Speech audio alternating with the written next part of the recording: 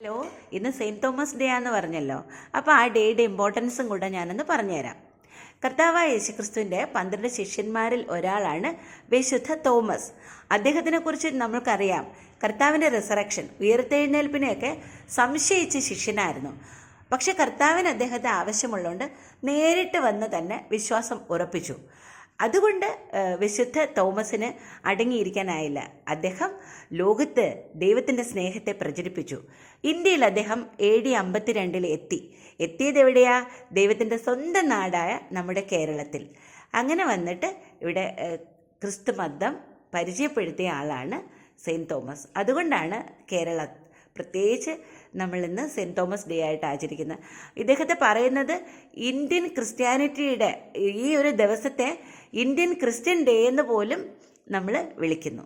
അങ്ങനത്തെ ഡേ ആണ് July 3 saint Thomas day.